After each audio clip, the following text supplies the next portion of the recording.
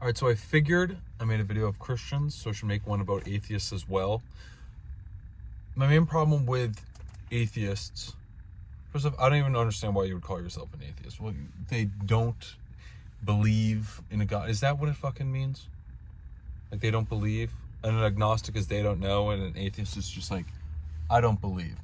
I really think the biggest problem here is language. And there was a really funny podcast or discussion or whatever between Sam Harris and Dennis Prager. And Sam Harris was talking about meditation, and he was talking about how when he meditates, this is an old interview, he was talking about how when he meditates, he feels at one with the universe. And Prager, he had a funny response. He goes, what are you talking about? You feel one with Mars? He said something like that, which I thought was funny. Because, I mean, just that statement alone, we feel one with the universe, which is similar to a Christian describing a certain aspect of God, like him being all loving. Like, how are you able to discern that you are feeling one with the entire universe? Do you feel one with Mars? Using Sam Harris and the four main new atheists, what do they call them? The four horsemen of the non-apocalypse: Richard Dawkins, Sam Harris, Dale Dennett, and Christopher Hitchens. Did I get that right? Harris, Dawkins, Hitchens, Dennett, I think is his name. In Hitchens' book, God is Not Great, I read that, and it was basically, it's just like 98% of the book is him just shitting on religious people, which is so fucking easy. But he's really smart and has a he's a good writer, has a good command of the English language, and I've enjoyed a lot of his speaking.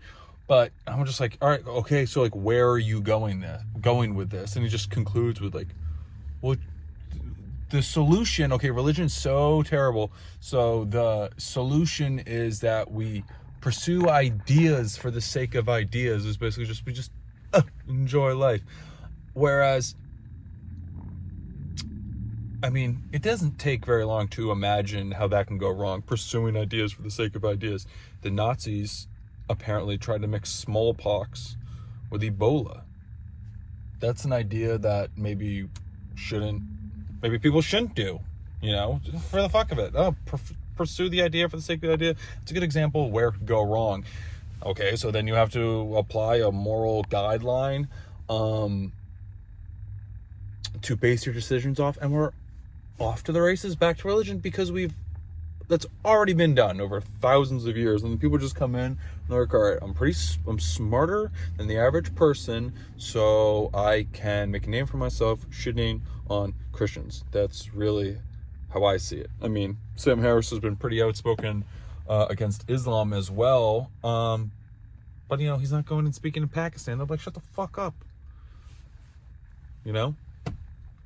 I really think it's a problem of language. The Jordan Peterson Sam Harris debates were really interesting. I mean, that first podcast was just it was pretty crazy, and I didn't really understand what Jordan Peterson was doing. Like, I kind of got it. I've listened to it a couple times.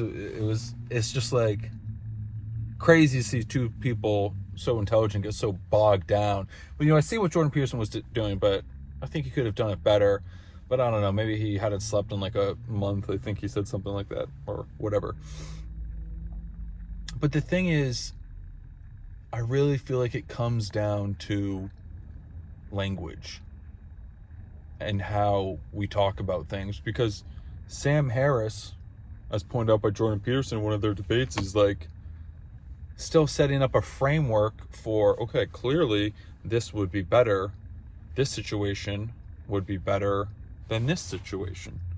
And that's just an extremely low resolution, that's just a low resolution form of the concept of heaven and hell, which has already been, you know, set in religious cultures for fucking ever since we've been writing shit down.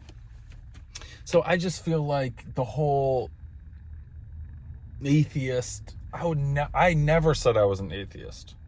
Even when I was just like, fucking, you know, was just like, life is pointless, was basically a nihilist, but I would never have said that either. I just think there's just so much lost in even holding on to these labels. There's a lot gained, I think, in holding on to these labels in group identity, blah, blah, blah. But I think it's pretty low resolution. And the atheists always appeal to reason, yet they don't cover the stuff that Tolstoy wrote about and made, I think, great points when he was writing like over 100 years ago. Like if you believe life is pointless, it's perfectly reasonable to just do whatever. Go fucking act like Uday Hussein for a weekend and then see you later. Life is pointless. Nothing matters. It's perfectly reasonable.